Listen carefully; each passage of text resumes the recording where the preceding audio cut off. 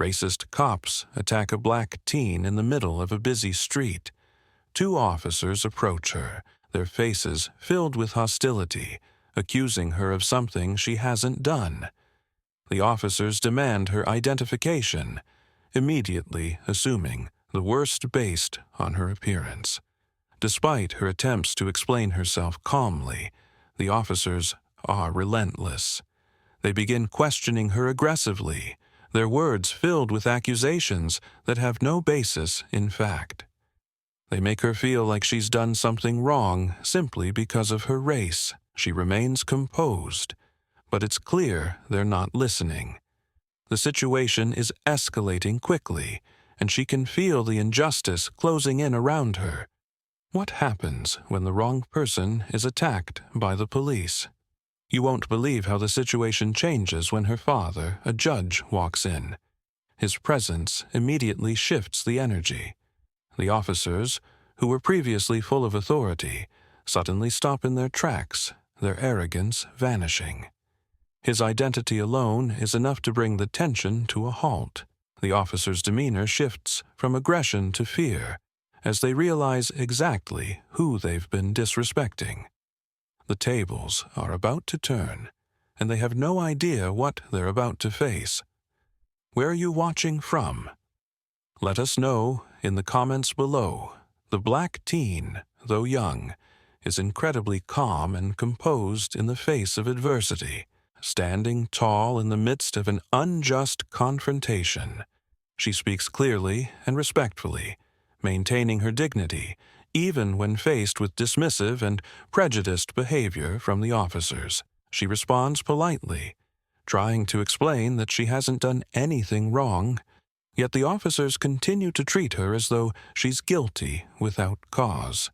Her strength is evident in the way she holds herself, even though the situation is undoubtedly difficult for anyone in her position. Despite the verbal attacks and accusations, she remains unshaken, speaking in a way that shows both maturity and self-control.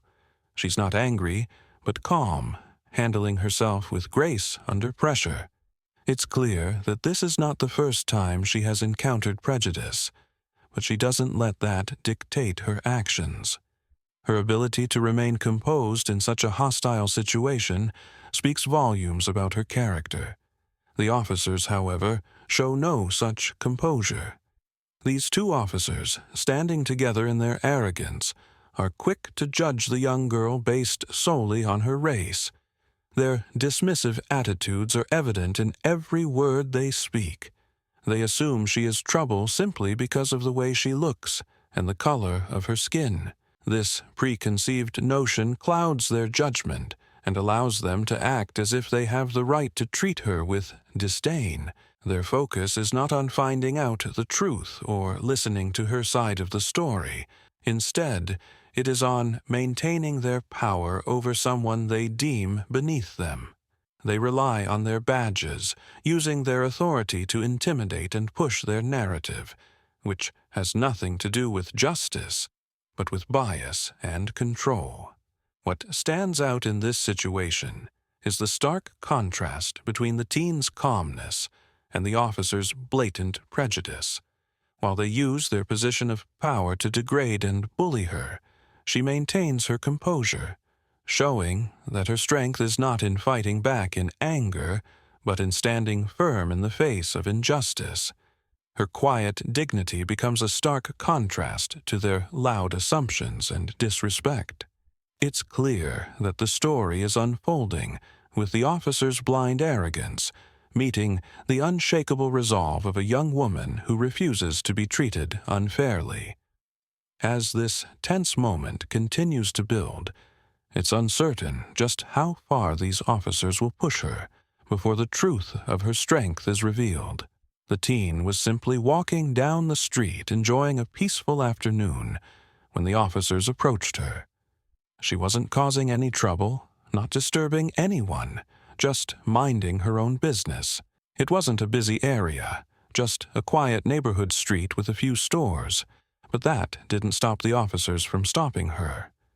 The officers, already in a bad mood, immediately began questioning her. "What are you doing here?" one of them asked, his tone accusatory. "You look suspicious." The other officer stood next to him, arms crossed, eyeing her with judgment. The teen felt a knot form in her stomach. She was just walking. What had she done wrong? But it didn't matter. The officers had already decided she was guilty of something. They accused her of loitering even though she wasn't. They demanded her identification, not even considering that she might not have anything to hide. Calmly, the teen reached into her bag to grab her ID, hoping to resolve the situation as quickly as possible. She had nothing to hide. But the officers weren't interested in hearing her side. "I'm just walking. I wasn't doing anything wrong," she explained gently, trying to de-escalate the situation. "I'm not causing trouble." But the officers didn't listen. They had already decided what was happening here. The first officer, whose posture was growing increasingly tense, waved her words away. "We don't need your explanation," he snapped. "Just show us your ID and move along." She complied, trying to remain respectful, but the officer kept pushing, becoming more aggressive. "What's your deal, huh? Why are you even here?" he demanded, not waiting for an answer. His voice raised as if to remind her he was in charge. "Please," she said, her voice steady but growing firm. "I'm not doing anything wrong. I'm just walking." But the more she spoke, the more the officers became fixated on their assumptions. They refused to hear her explanation and simply continued to treat her as if she was the problem, escalating their aggression. The teen's calm demeanor was starting to show signs of frustration. She hadn't done anything wrong. Why couldn't they just listen? The officers' judgment had been made from the moment they saw her. It didn't matter that she was just a teenager going about her day. She had already been labeled simply because of the way she looked. The situation was spiraling. She hadn't expected this, but the officers weren't going to let it go, no matter how calm or respectful she was. They continued to escalate the situation, dismissing her every word. She didn't know how much longer she could hold her composure, but she wasn't about to let them make her a target, just because they assumed things about her. The situation continued to escalate as the officers persisted in their harassment. The teen remained as composed as possible, refusing to react with anger or fear. She had tried to explain herself, but now the officers were simply berating her, their voices growing louder with every passing second. "Do you think you can just walk around here without being questioned? What's your deal?" The officer spat, his face inches from hers. His eyes scanned her as though trying to find something to accuse her of. The other officer stood beside him, nodding in agreement, both of them acting as if she was a nuisance that needed to be dealt with. The teen tried to remain calm, but it was becoming increasingly difficult. Her hands were shaking slightly as she held onto her bag, but she didn't let them see her frustration. "I'm not doing anything wrong. I'm just walking.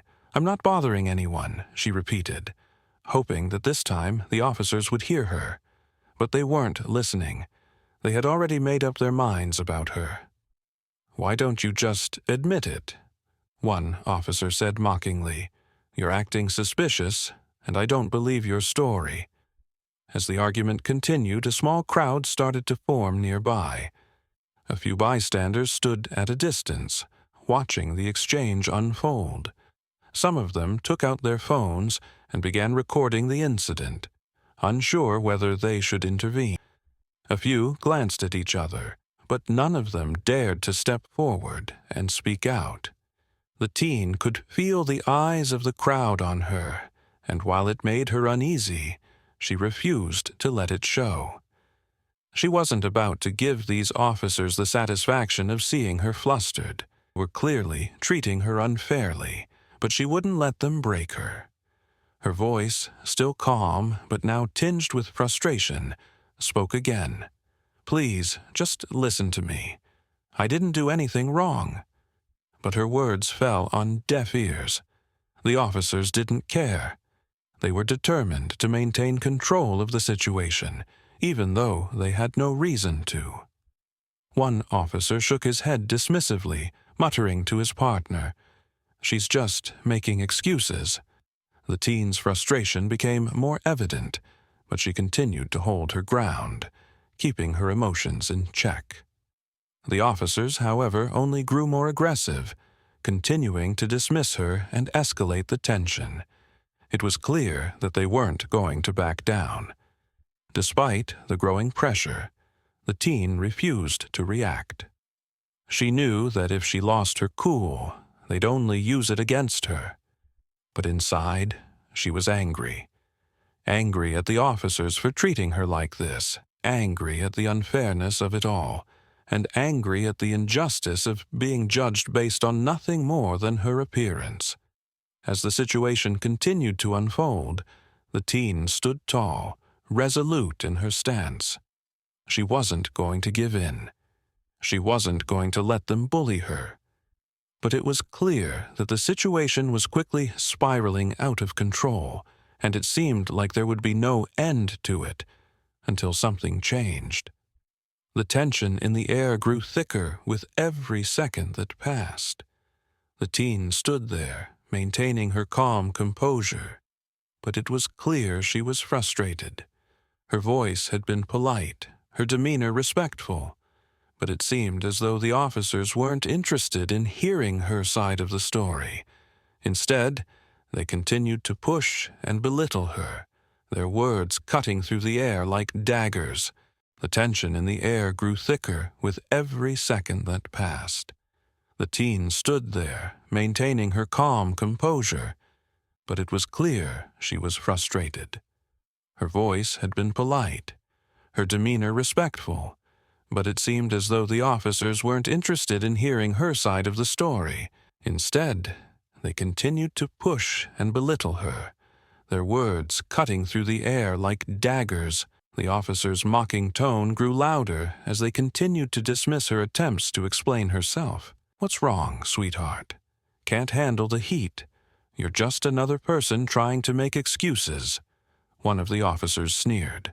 The other one crossed his arms, his expression smug, as if he believed he had all the power. The teen's frustration bubbled beneath the surface. She had tried to remain calm, but it was hard to keep it together when they were treating her so unfairly. She clenched her fists, trying to maintain control, but the situation felt hopeless. And then, as if the universe was offering a lifeline, a familiar voice pierced the tension. "Hey, what's going on here?" It was a calm voice, yet it carried an undeniable authority. The officers' faces changed instantly, their smug expressions vanishing as they turned to look at the newcomer. The teen's eyes widened as she saw the figure approaching. She had been focused on the officers, but now she felt a wave of relief wash over her. Her father was walking toward them. The officers froze, their eyes narrowing as they recognized who it was. There was no mistaking the confident stride, the impeccable suit, and the sense of command that accompanied this man. The realization hit the officers like a freight train. The teen's father, the judge, had arrived on the scene. The moment the officers saw him, their posture shifted. Their arrogance, which had been so evident just moments ago, began to melt away. The shift in their demeanor was subtle at first, but it was unmistakable. They stood a little straighter, their hands falling to their sides, as if they suddenly understood that they were no longer in control. The teen's father stopped just a few feet from the officers. His gaze never wavered, and he looked at the officers with a mixture of calm and authority. He knew exactly what had been going on. And now it was time for the officers to face the consequences. "You've made a serious mistake," the judge said, his voice low and steady. There was no need to raise his voice. His words carried the weight of someone who had earned the respect of everyone around him, someone whose influence stretched far beyond the courtroom.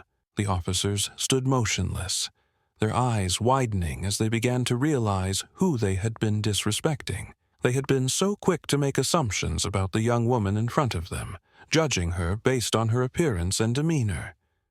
But now, with her father standing before them, they knew they had made an unthinkable error. The judge didn't wait for them to speak. He continued, his words clear and commanding. "You have no right to treat my daughter or anyone like this. It's an abuse of power, and I won't tolerate it. Your actions have consequences, and you will be held accountable." There was a long pause as the officers exchanged uncomfortable glances. The smugness that had once defined their presence was now replaced with uncertainty and fear. They had no words. They couldn't deny the reality of the situation. The woman they had disrespected was not just anyone. She was the daughter of a respected judge, a figure of authority and integrity. The judge's calm authority left the officers speechless. They had underestimated the woman they had been so quick to belittle. And now, in front of her father, they understood the gravity of their mistake. "You've crossed a line," the judge continued, his tone unflinching. "And I assure you, this won't be swept under the rug. I expect a full investigation, and I will make sure this is addressed appropriately." The officers remained silent, their previous confidence shattered. They couldn't argue with the man standing before them. The power and influence he held in the community were undeniable, and they knew they would have to face the consequences of their actions. With one final glance at the officers, the judge turned to his daughter. "Are you all right?" he asked, his voice softening for the first time. The teen nodded, grateful for her father's timely intervention. With a final, measured glance at the officers, she turned and walked away with her father by her side, her head held high. The officers stood there, their pride shattered and their authority diminished, realizing that sometimes power could be used for justice, not just for intimidation. The tension was thick in the air. The two officers stood still, realizing the mistake they had made. Their confidence was gone, replaced by shock and nervousness. The judge's calm voice cut through the silence, and his presence commanded respect. "I don't care about what assumptions you made about my daughter. What matters now is your behavior, and you will be held responsible for it," the judge said firmly. The officers were silent, their faces showing they now understood the seriousness of what they had done. They had messed up badly. The judge continued, "You disrespected my daughter, and I won't let it slide. This kind of behavior cannot be tolerated." His tone was strong and clear, making sure the officers understood the gravity of their actions. The officers looked at each other, embarrassed and unsure of what to do. They realized they couldn't just brush this off. One of the officers spoke up. "We're sorry. We didn't mean to. We just—" His voice faltered, and he couldn't finish. He was too ashamed to explain. The second officer added quietly, "We were wrong." They both seemed to regret their actions, but it was too late to undo what had happened. The teen stood beside her father, holding her head high. She didn't need to say a word. Her father had spoken for her, and his authority had made it clear that the officers had crossed a line. With a final glance at the officers, the judge said, "This isn't over. You'll be hearing from the department. This will be addressed." The teen, now calm and proud, walked away with her father. The officers were left standing in silence, their heads lowered in shame. They had underestimated the power of the person they disrespected, and now they would face the consequences. As they walked away, the judge's words stayed with everyone around. No one, regardless of their race or background, should ever be treated the way the teen had been. The officers had learned a valuable lesson, and the teen had stood up for herself with the support of her father. The story wasn't just about the apology. It was about respect, fairness, and accountability. It showed that no one, no matter their position, should be treated unfairly, and that those in power must always be held accountable. The incident didn't end when the officers apologized, nor when the teen and her father walked away with dignity. It was only the beginning of a much larger conversation that spread rapidly across social media. By the time the video footage of the encounter went viral, the country was already talking about it.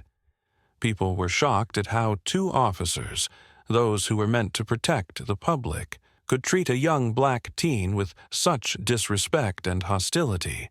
Social media platforms exploded. The video, which showed the officers' aggressive behavior, was shared millions of times. Posts and comments flooded in from people of all ages and backgrounds, expressing their outrage and disbelief at what had happened.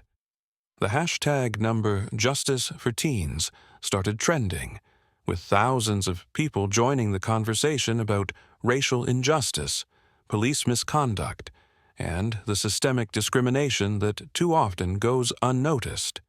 News outlets from across the country picked up the story. What had started as a minor incident between a teenager and a couple of officers quickly became a focal point for much larger issues.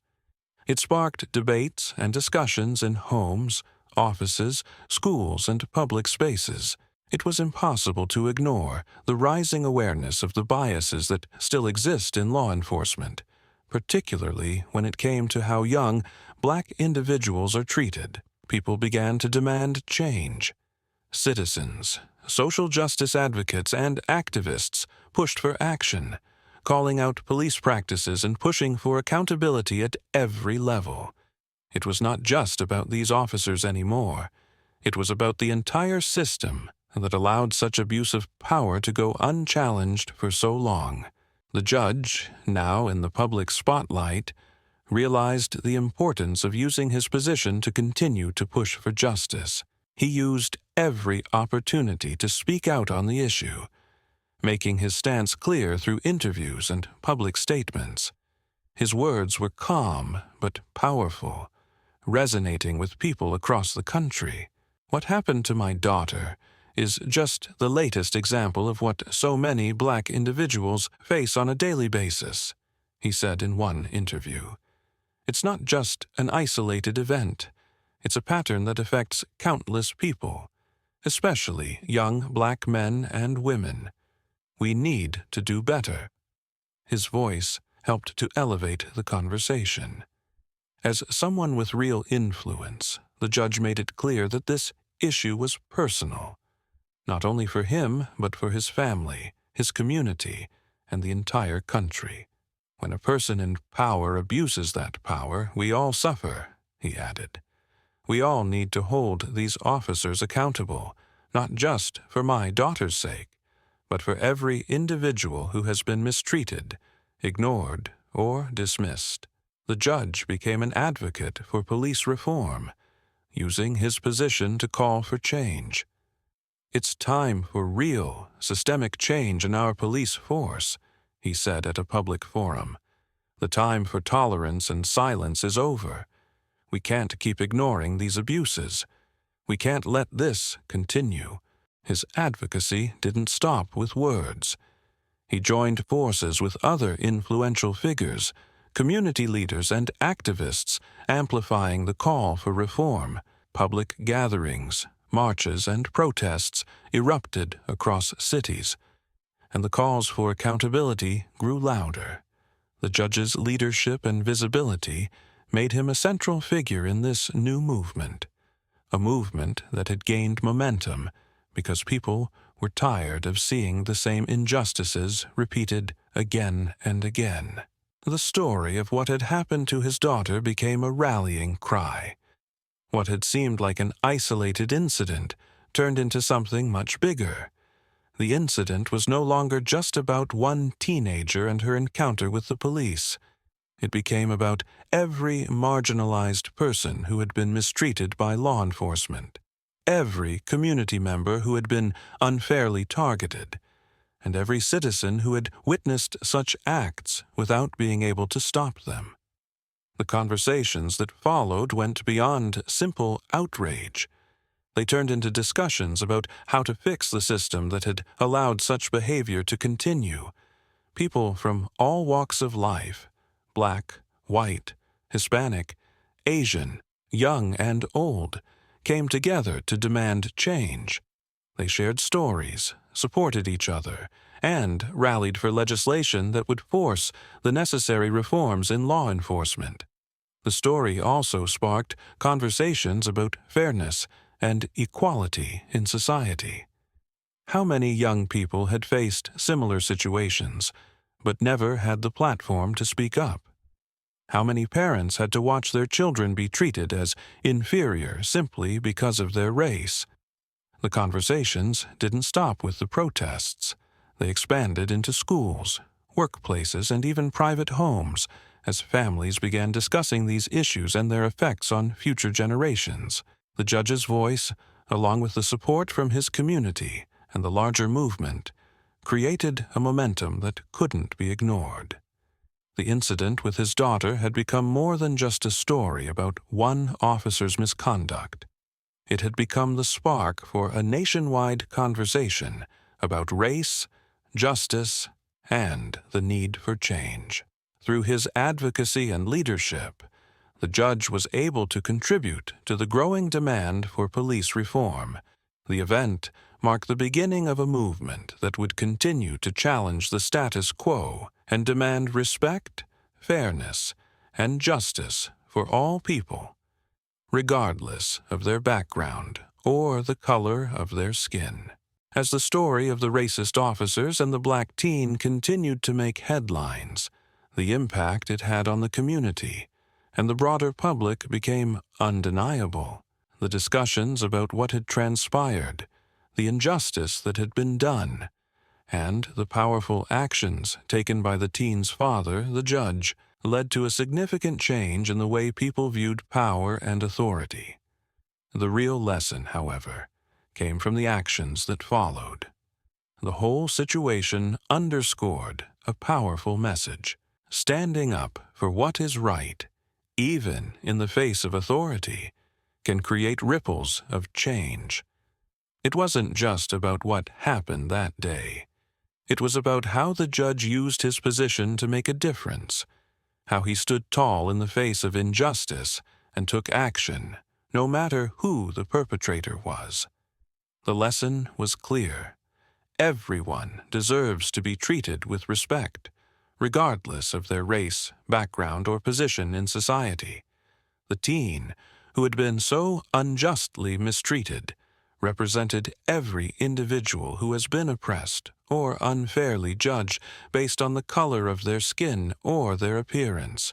Her ability to stay calm, composed, and dignified, even in the face of unfairness, was a testament to her strength and resilience, but more importantly, it was a call to action for the rest of society. No one should be subjected to such treatment. The story also highlighted how important it is to hold those in power accountable for their actions. For so long, people in positions of power, whether in law enforcement or in other areas of authority, have been able to act without facing consequences. But what this story showed was that no one is above the law. When the officers mistreated the teen, they didn't realize who they were up against. They didn't expect her father to show up and make things right. But when the time came, the judge used his position and authority to demand accountability and make sure the officers were held responsible for their behavior. This is how it should always be. When someone in power abuses their role, they must be held to account. The power of the judge's position wasn't just about enforcing rules. It was about using his authority for good.